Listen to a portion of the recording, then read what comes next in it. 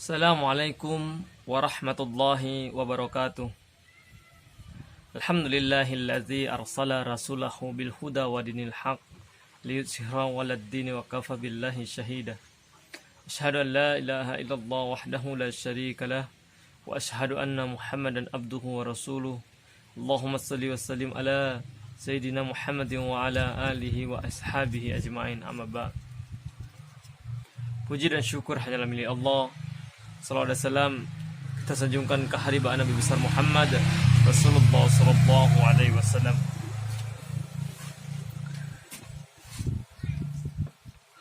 Saat ini kita sedang berada di penghujung Ramadan.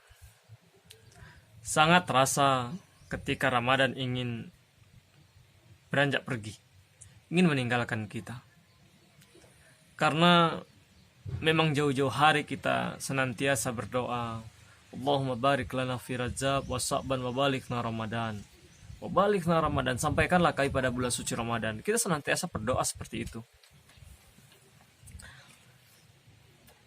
Mengapa kita berdoa sedemikian rupa? Karena kita berharap untuk bisa berjumpa pada bulan suci Ramadan, ada hal-hal yang akan kita lakukan dan dijamin oleh Allah segala bentuk amal ibadah pada bulan Ramadan itu dilipat gandakan pahalanya. Oleh karenanya kita senantiasa berdoa untuk sampai pada bulan itu. Banyak di antara manusia yang betul-betul memanfaatkan bulan suci Ramadan itu. Beribadah dengan sungguh, berdoa, berbagi, bersedekah, banyak hal. Amalan-amalan sunnah dilakukan. Namun tidak ada sedikit manusia yang menganggap apa bedanya bulan Ramadan tahun dulu dengan yang sekarang. Bahkan tahun depan juga masih ada, nggak ada bedanya. Menjadi sebuah permasalahan. Siapa yang menjamin kita untuk hidup di tahun depan, di Ramadan tahun depan? Tidak ada yang menjamin. Oleh karenanya, memanfaatkan waktu pada bulan suci Ramadan, terkhusus untuk beribadah, adalah hal yang sangat luar biasa yang kita lakukan. Allah mengatakan, Ud'uni astajib lakum. Berdoalah kalian, niscaya aku akan mengabulkan doa kalian, kata Allah. Kita sering berputus asa, kita sering bersuudzon kepada Allah Subhanahu wa ta'ala. Kita berpikir terkadang doa yang selama ini kita panjatkan 1 bulan, 2 bulan, 1 tahun hingga 2 tahun belum juga dikabulkan oleh Allah Subhanahu wa ta'ala. Sehingga kita bersuudzon kepada Allah, kita berputus asa, kita tidak percaya diri, malas dan yang lainnya. Akibat apa? Akibat kita merasa doa yang kita panjatkan tidak dikabulkan oleh Allah Subhanahu wa ta'ala.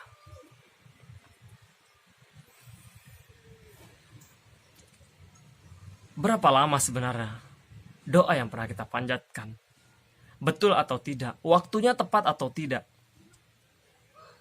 Kita berdoa. Rutin atau tidak? Apakah setiap waktu kita panjatkan doa itu?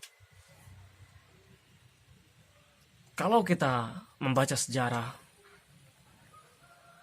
Nabi Yakub, orang tua dari Nabi Yusuf alaihissalam, berdoa dengan kesedihan hilangnya anaknya Nabi Yusuf alaihissalam hingga matanya buta. Hilang penglihatan. Yang semula normal seperti ini bisa hilang. Karena kesedihan dan lamanya dia berdoa menangis. Apakah kita sudah berdoa seperti itu? Tidak. Nabi Zakaria berdoa ingin memiliki keturunan hingga hampir 100 tahun jamaah.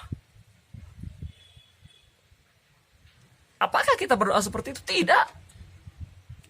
Lalu apa yang membuat kita congkak? Kita memvonis bahwasanya Allah tidak adil, Allah tidak mengabulkan doa, dan yang lainnya. Padahal Allah yang mengatakan, ketika kita mau berdoa, Allah yang menjamin. Allah yang akan mengabulkan.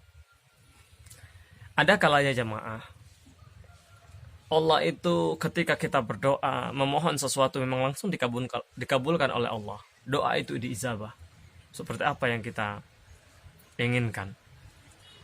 Pertama. Kedua, ada kalanya Allah itu tidak mengabulkan doa, namun menggantikan musibah yang akan datang kepada kita ditiadakan. Ketika akan ada musibah yang menghampiri kita, musibahnya ditiadakan, namun doanya tidak dikabulkan. Yang ketiga, ada kalanya doa yang kita panjatkan itu belum terkabul, tapi ditumpuk oleh Allah menjadi amal suatu hari kelak. Oleh karenanya, kita agar senantiasa tetap berhusnuzon kepada Allah Subhanahu wa taala. Allah tidak pernah ingkar dengan apa yang dikatakannya, dengan apa yang sudah tertera dalam Al-Quran, baik itu azab ataupun balasan-balasan yang lainnya. Ini perkara keyakinan kita kepada kitab Allah. Allah mengatakan, a'udzubillahi minasyaitonirrajim, innamal mu'minuna allazina idza dzukirallahu wajilat qulubuhum wa iza tuliyat 'alaihim ayatuhu zadatuhum imanan wa 'ala rabbihim yatawakkalun. Sesungguhnya orang-orang yang beriman itu adalah apabila disebut nama Allah maka bergetarlah hatinya. Apabila dibacakan ayat-ayat Allah maka bertambahlah keimanannya, dan mereka bertawakal hanya kepada Allah Subhanahu wa taala. Jamaah yang dirahmati Allah Subhanahu wa taala, hanya disebutkan nama Allah bergetar hati kita. Ketika dibacakan ayatnya bertambah keimanan kita, dan kita hanya bertawakal kepada Allah. Bagaimana mungkin Allah yang mengatakan seperti doa tadi, tapi kita masih bisa saja bersuudzon kepada Allah dengan berbagai alasan. Ini perkara keimanan kita kepada kitab Allah Subhanahu wa taala. Keimanan kita kepada Allah Subhanahu wa taala. Zalikal kitabul la raiba fihi hudal lil muttaqin. Tidak ada sedikit pun keraguan dalam kitab suci Al-Qur'an, melainkan petunjuk bagi orang-orang yang bertakwa. Sekali lagi kami sampaikan, Allah tidak pernah ingkar dengan apa yang dikatakan Allah Subhanahu wa taala dalam Al-Qur'an. Jamaah yang dirahmati Allah Subhanahu wa taala, oleh karenanya di akhir Ramadan ini kita selalu mengingatkan, baik untuk diri kita pribadi maupun jamaah sekalian, Bapak Ibu sekalian, bahwasanya momen Ramadan bukan hanya sebatas momen menahan lapar, menahan haus. Tidak. Bahwasanya Ramadan betul-betul melatih kita bagaimana agar kita menjadi insan yang bertakwa. Terpenting setelah Ramadan berakhir, bagaimana apa yang pernah kita lakukan pada bulan Ramadan dihabituasi, dijadikan kebiasaan pada bulan-bulan selanjutnya. Hari ini kita puasa 1 bulan penuh, mulai dari terbit fajar hingga terbenam matahari. Kenapa tidak? Kita saling mengingatkan. Jikapun kita tidak mampu 1 bulan itu puasa 15 hari, 1 hari selang, 1 hari selang, ya kita buat 1 bulan 8 kali, setiap hari Senin, hari Kamis. Itu juga kita tidak mampu, ya minimal kita puasa yaumul bid 3 hari setiap bulannya. Ibadah juga sedemikian rupa. Kenapa kita mampu? Mulai jam 3 pagi, jam 4 pagi, hingga jam setengah 5 kita masih bangun. Makan sahur bersama anak keluarga. Kita usahakan kita juga mampu. Kedepannya, di waktu yang sedemikian di akhir malam kita juga bangun melakukan qiyamul lail. Sama seperti qiyamul lail yang kita lakukan pada bulan suci Ramadan ini. Berbagi, beramal, bersedekah.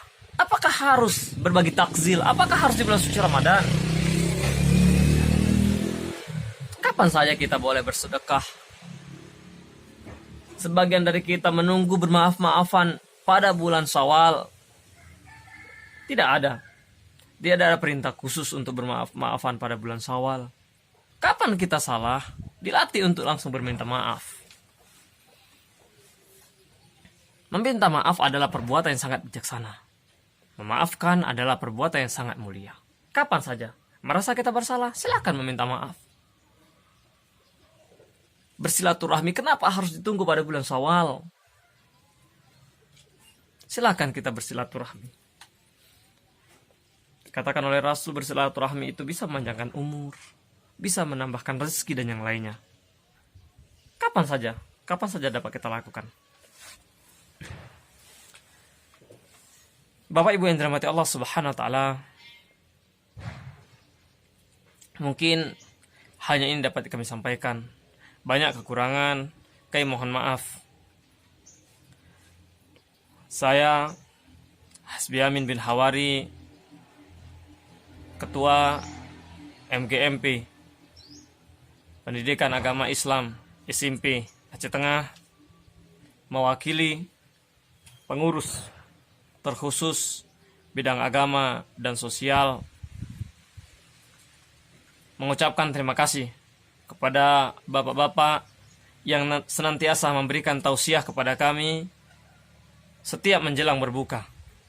Mudah-mudahan segala sesuatunya dinilai ibadah oleh Allah Subhanahu wa taala. Kepada kaum muslimin dan kaum muslimat, kami atas nama pengurus juga memohon maaf. Mungkin program tausiah menjelang berbuka ini masih banyak kekurangan, belum memuaskan. Kami juga memohon maaf atas itu. Insyaallah pengurus akan senantiasa berbuat.